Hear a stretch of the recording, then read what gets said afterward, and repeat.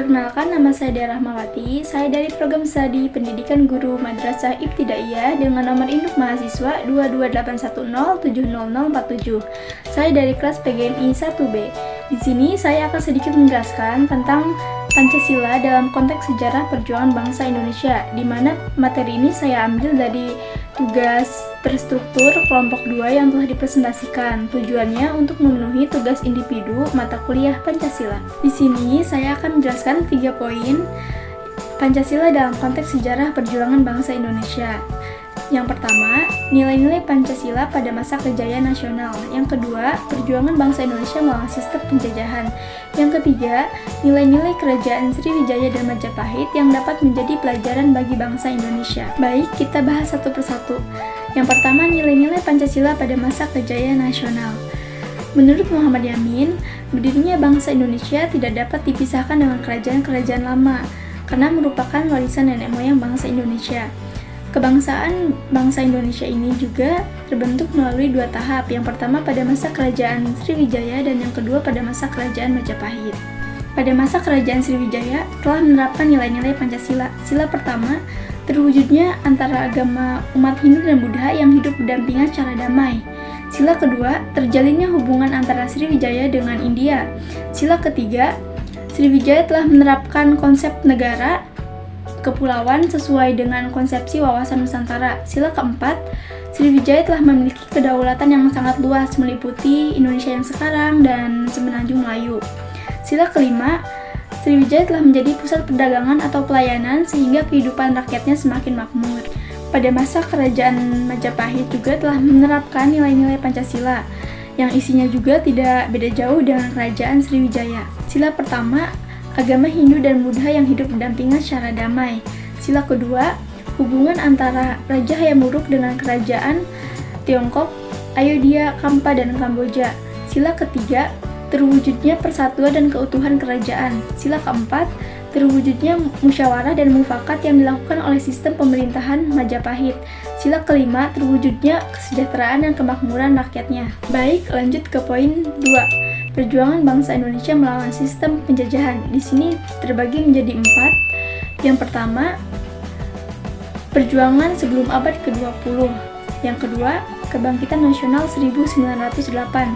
Yang ketiga, Sumpah Pemuda 1928. Yang keempat, perjuangan bangsa Indonesia pada masa penjajahan Jepang. Yang pertama, penjajahan sebelum abad ke-20. Bangsa Indonesia sebelum abad ke-20 ini melalui proses pemberontakan dan perang yang dilakukan oleh bangsa Indonesia yang terdiri dari pemberontakan Saparua, Perang Padri, Perang Diponegoro, Perang Banjarmasin, dan Perang Aceh. Yang kedua, kebangkitan nasional 1908. Pada awal abad ke-20, Indonesia mengubah cara-caranya dalam melakukan perlawanan terhadap penjajah Belanda. Bentuk perlawanannya itu adalah untuk membangkitkan kesadaran bangsa Indonesia agar pentingnya bernegara. Usaha-usaha yang dilakukannya adalah membentuk organisasi politik di samping organisasi yang bergerak di bidang pendidikan dan sosial. Yang ketiga, Sumpah Pemuda 1928. Melalui Sumpah Pemuda ini makin terlihatlah apa yang bangsa Indonesia inginkan, yaitu kemerdekaan tanah air dan bangsa.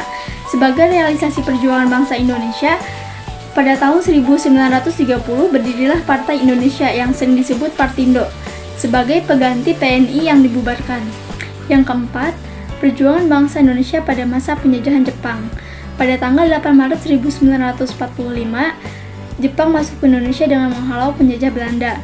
Pada saat itu, Jepang telah mengetahui apa yang diinginkan oleh bangsa Indonesia, yaitu kemerdekaan bangsa dan tanah air Indonesia. Penyerahan Indonesia dari Belanda kepada Jepang terjadi di Kalijati, Jawa Tengah pada tanggal 8 Maret 1942. Jepang juga mempropagandakan kehadiran di Indonesia untuk membebaskan Indonesia dari cengkraman Belanda. Oleh karena itu, Jepang memperbolehkan pengibar bendera merah putih dan menyanyikan lagu Indonesia Raya. Poin terakhir atau poin ketiga, nilai-nilai kerajaan Sriwijaya dan Majapahit yang dapat menjadi pelajaran bagi bangsa Indonesia. Yang pertama, kedua kerajaan tersebut merupakan kerajaan yang merdeka atau berdaulat yang memiliki luas wilayah. Yang kedua, dalam memerintah kerajaannya, raja membangun sistem ekonomi, politik, pertahanan dan keamanan, sosial dan budaya demi kemakmuran dan kesejahteraan rakyatnya.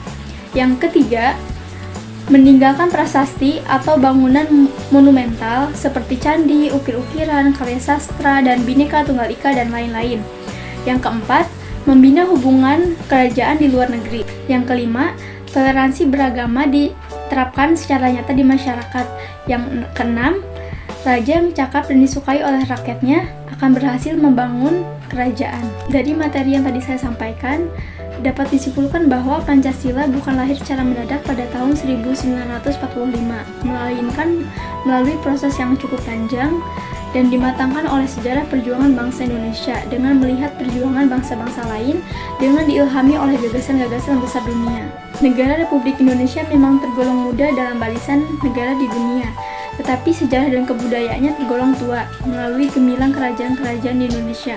Bangsa Indonesia mengalami penjajahan 3,5 abad, sampai akhirnya bangsa Indonesia memproklamasikan kemerdekaannya pada tanggal 17 Agustus 1945. Sekian yang dapat saya sampaikan, kurang lebihnya mohon maaf. Wabillahi taufiq wal hidayah. Wassalamualaikum warahmatullahi wabarakatuh.